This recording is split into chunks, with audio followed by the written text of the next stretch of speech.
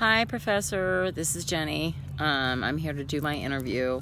I'm going to do it in the park close to my house because it's probably a lot quieter here than it would be there. So I'll start with question number one, was about the 2 to 3 key learnings. And so I broke it into 3 parts. The first one was like the Colorado academic standards and the teacher quality standards. And all the assessments and tests, etc., that we're going to have to be doing once we're teachers. This was my first time looking at any of this stuff, so just to get an idea of what that is all going to entail.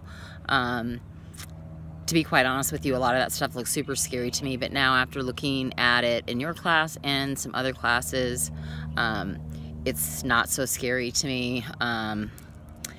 It's a lot of, red tape, so as they call it, but it's necessary, I think, and it's going to be part of my teaching career, and I just got to get used to it. So that was good to look at those kind of things. I feel like I have a lot better handle on what that's going to be, and it's not so scary anymore. And the second key learning, a lot of the professional conduct and social media and our legalities surrounding teaching, tort liability and negligence, and reporting child abuse, knowing the signs of child abuse. These are all super important things to know once we're in the classroom, and not to jump to the gun and be calling parents in for things when they're, knowing when is the right time to do something and when maybe to wait and see, maybe. Those are scary things. I always want to do the right things, but I don't want to disrupt families either. And I know a lot of people have different... Sorry, it's windy. Hold on just one second. Okay, sorry about that. That was number 2. As far as the professional conduct and social media and all that stuff, I feel like I've worked in the professional world now, not so much corporate America, but in the restaurant and bar business, and a lot of that you kind of learn from, I guess, from life, from being older. You learn what you should be sharing with people, your coworkers,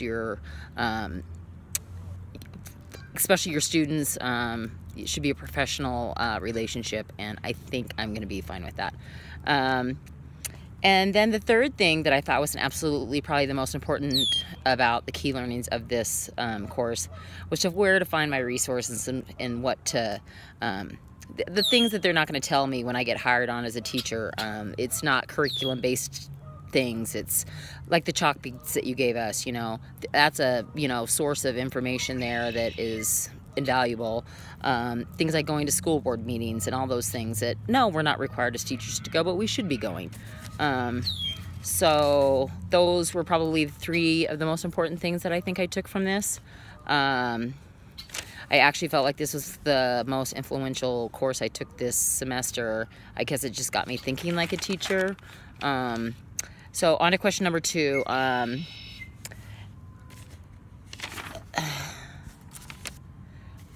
The question was about let me see here. Based on your current understandings and skills and what you understand about the expectations for teacher, what is one area of professional strength and why? I would say for that, here, let me go to my notes.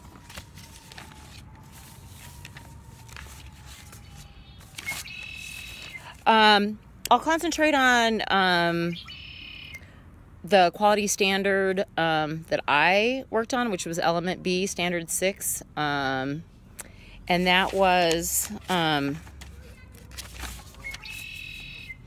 the teachers take responsibility for student academic growth. And I think I'm not going to have any problem with that. My element that I worked on in our presentations was... getting students ready for the growth they're going to need, and the skills necessary for post-secondary and workforce readiness. I just think because I'm older and I know what it's going to be when they get out there in the real world, whether they decide to do something, work in a fast food joint, or if they decide they want to be a doctor, I think I can give them direction. Not that I have any ability to be a doctor, but I can point them in the right directions and tell them what they're going to need to do to make sure that they can accomplish their goals.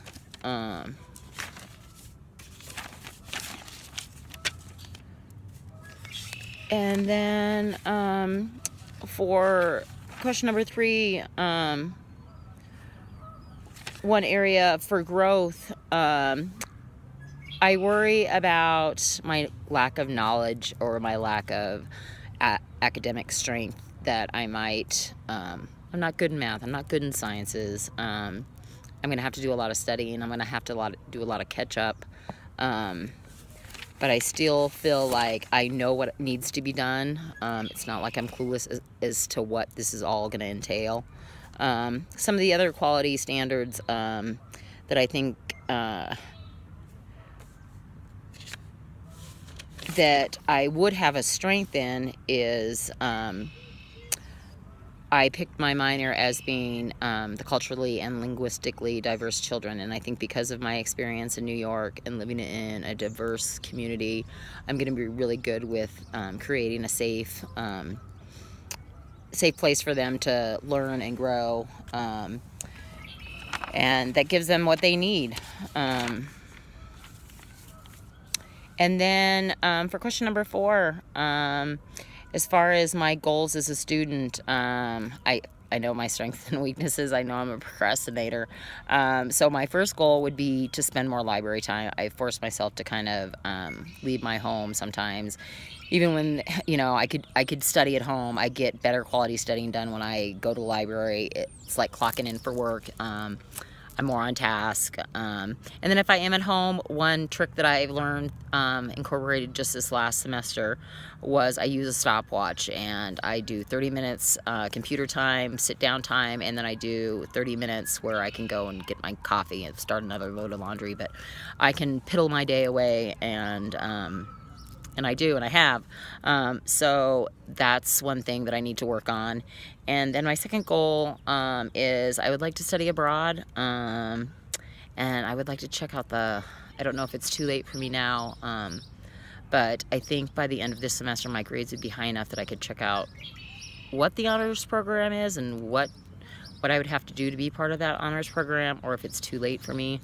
I actually have a whole list of goals of things I need to check out, and school districts I want to look into. So I want to be really prepared when I go into teaching. I do want to work at a Title I school, but I also want to be happy where I'm at, and not want to be burnout like I've heard teachers get, which I'm surprised.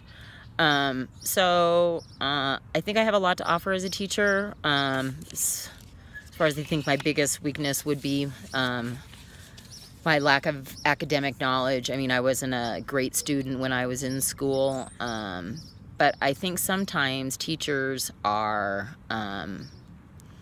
because they were good students, they don't know what not good students need to be pushed. I think I am a really focused and dedicated student now, and I was the first time I went to college, but in elementary and high school, I just wasn't into it that much, and I was smart and I could pass, and I just kind of piddled my way through, I guess. So I think I can do things for kids to help them, push them, get them in the right direction. So I guess that's it. I've covered the questions, and I just want to say thanks for the course, and that's my interview, and I'll see you soon. Bye.